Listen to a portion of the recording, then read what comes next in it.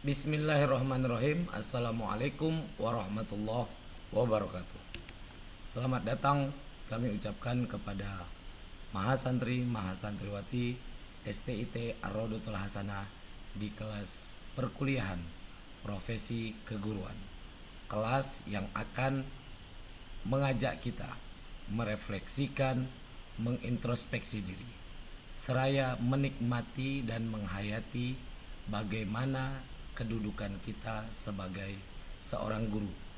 Antum sebagai mahasantri mahasantriwati STIT Ar-Raudhatul Hasanah pastinya akan bergerak di dunia pendidikan. Mereka yang bergerak di dunia pendidikan secara otomatis akan menghayati betul dan memahami secara rinci bagaimana letak kemuliaan dan keistimewaan seorang guru. Mudah-mudahan apa yang diamanahi kepada saya dari STIT Ar-Raudhatul Hasanah untuk mata kuliah profesi keguruan ini dapat membuat kita semua sadar bahwa guru itu adalah mulia, guru itu adalah istimewa, meskipun guru itu tanpa tanda jasa. Apa yang menjadi paradigma awal untuk kita bisa benar-benar memahami posisi guru dan profesi keguruan tersebut? Saya ingin mengajak kita semua untuk membaca kembali apa yang pernah disenandungkan seorang penyair Arab yang bernama Ahmad Syauqi.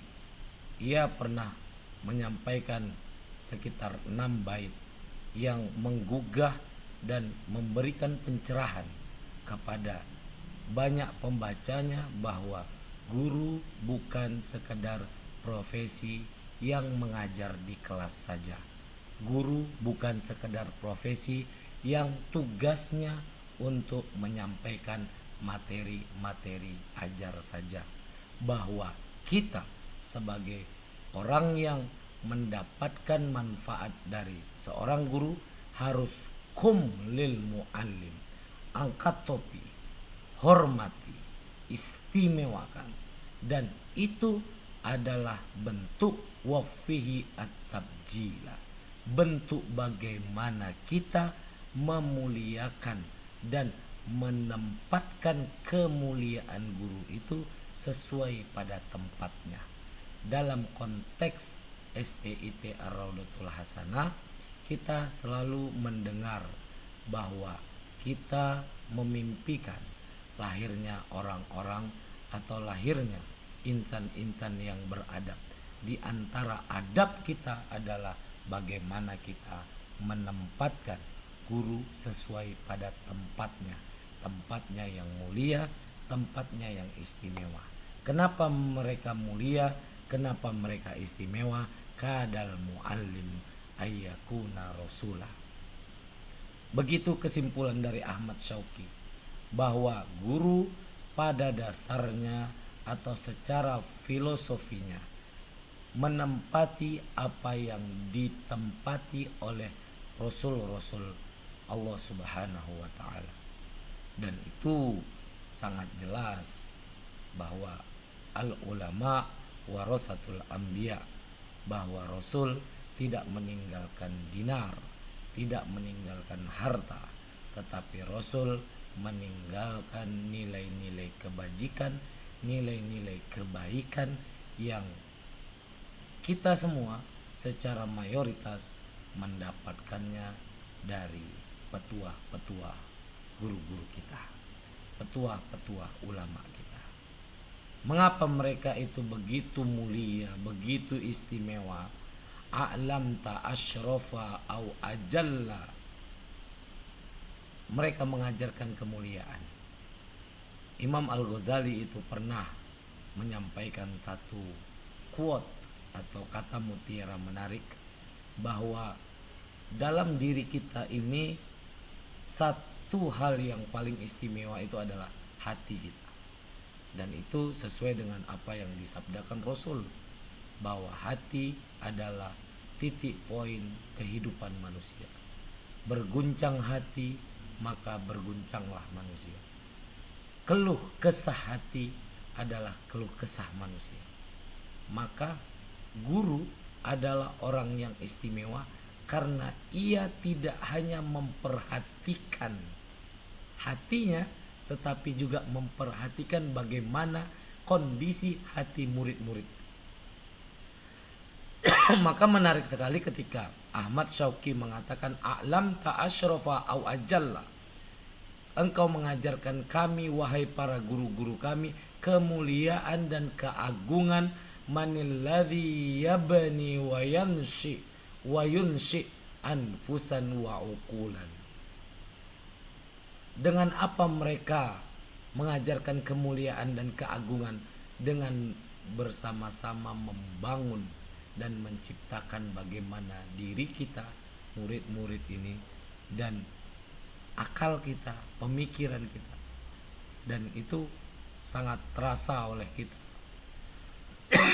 bahwa kita pasti punya guru-guru favorit, guru-guru yang kita kagumi, dan kita berusaha untuk mencontoh. Dan dengan kita berusaha mencontoh dia, itu berarti dia secara tidak langsung telah membentuk bagaimana karakter kita.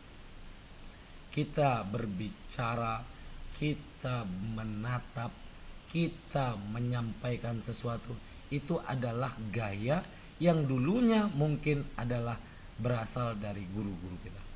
Maka subhanakallahumma khaira muallim. Allah lah yang akan mensucikan para muallim. Allah lah yang akan mensucikan para guru-guru kita. Alam tabil qalam al-qurunil ula. Mereka telah mengajarkan kita bagaimana menggunakan qalam, bagaimana menghayati Al-Quran.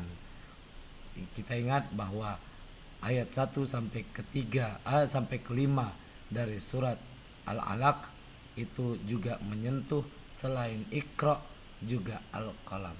Bagaimana Iqra, kebiasaan membaca kita itu akan dilengkapi atau akan terasa lengkap dengan bagaimana kita menggunakan pulpen, menggunakan pena, menggunakan alat-alat yang menyampaikan apa yang menjadi isi kepala kita.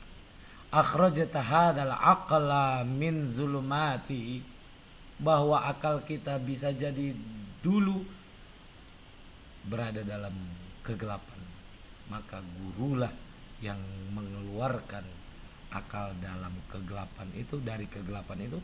Wahadaitahun nural mubina sabila, dan engkau wahai guru-guru kami telah memberikan hidayah, memberikan pencerahan, memberikan penjelasan, memberikan solusi, jalan keluar atas kegelapan yang kami rasakan. Arsal tabit Taurat Musa, bahwa Allah telah mengirimkan kepada Musa Taurat mursyida, wa banal batul, yaitu Nabi Isa, fa'allamal Injil, Nabi Isa mengajarkan kepada Injil, wa fajjarta yambu'al bayan Muhammad, dan Nabi Muhammad dikirimkan kepadanya Al-Quran. Begitu pula lah kiranya fasaqal hadisa wa nawilat tanzila, bagaimana kita merasakan nikmatnya ilmu pengetahuan sebagaimana nabi-nabi mengajarkan ilmu pengetahuan, dan itu dari guru-guru kita. Dan itu paradigma ini telah juga saya tuliskan di dalam satu jurnal ilmiah, alhamdulillah terbit di jurnal Tazkir, jurnal penelitian ilmu-ilmu sosial dan keislaman IAIN Padang Sidimpuan, yang kini sudah menjadi UIN Syuhada. Para pendengar dan penonton video, bahwa apa yang menjadi paradigma tersebutlah yang kemudian saya bawa dan saya tawarkan kepada antum-antum sekalian, untuk bagaimana kita mempertahankan posisi dan prestasi, posisi dan profesi dari guru itu sendiri.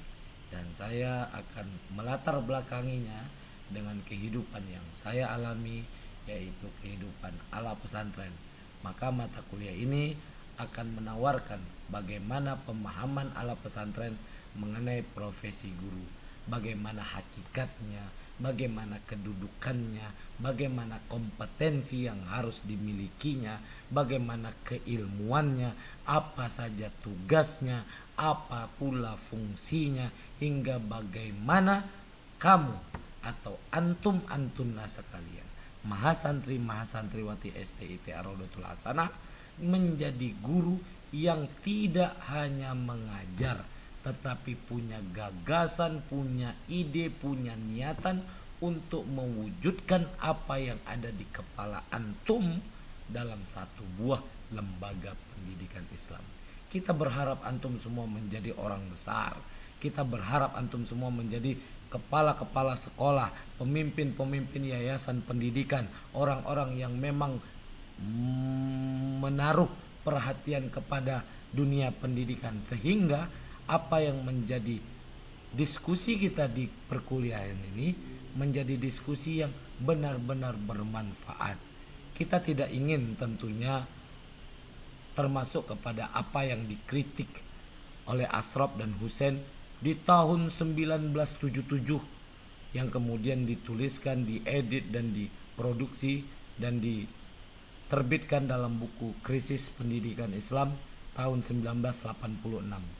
Apa kata mereka berdua? Posisi guru dalam masyarakat modern itu telah bergeser dari tempat yang diberikan Islam kepadanya. Apa yang sudah kita bincangkan tadi dari syair Ahmad Syauqi, saya kira sudah mewakili bagaimana posisi guru sebenarnya yang telah diberikan oleh Islam. Guru sekarang, kata Syauqi, di tahun 1977 dan kiranya juga masih bertahan sekarang, dipandang hanya sebagai petugas yang mendapatkan gaji dari negara atau organisasi swasta yang menyelenggarakan pendidikan. Ini merupakan ironi bagi kita semua bahwa banyak orang atau banyak masyarakat yang memandang guru sudah dibayar, guru sudah digaji, sehingga mereka berhak untuk mengatur dan mendikte posisi dan profesi guru itu hendaknya menjadi seperti apa. Padahal Islam sudah menempatkannya di tempat yang mulia, tetapi mereka hanya memandang ini sebagai pekerjaan belaka.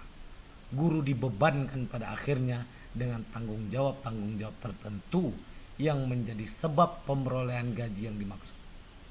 Imbas dari masyarakat yang mengatur guru adalah guru hanya menjalankan tanggung jawab yang menjadi sebab ia memperoleh gaji. Padahal guru sebenarnya punya pandangan ke depan. Dampaknya adalah pandangan guru tidak lagi terfokus pada pengembangan jati dirinya. Dia hanya fokus pada bagaimana memperoleh gaji, memperoleh penghasilan, memperoleh materi, nyaman dalam hidup. Ini adalah krisis. Ini adalah bibit dari krisis pendidikan Islam yang telah diidentifikasi atau diinventarisir Ashraf dalam konferensi pertama pendidikan Islam di Mekah di Jeddah tahun 1977. Ini menjadi kegelisahan pertama, dan semoga apa yang menjadi jalan kita di perkuliahan profesi keguruan ini adalah langkah untuk menguatkan kembali antum adalah guru, antum adalah orang yang mulia, antum adalah orang yang istimewa, karena dalam diri antum ada niat untuk memindahkan orang dari gelap menuju cerah, dari bodoh menuju pintar, dari tidak tahu menuju penuh dengan pengetahuan akan kehidupan. Ini video pertama, kita akan jumpa lagi di video-video selanjutnya. Tentunya kita akan jumpa di kelas-kelas perkuliahan kita. Syukran. Assalamualaikum warahmatullahi wabarakatuh.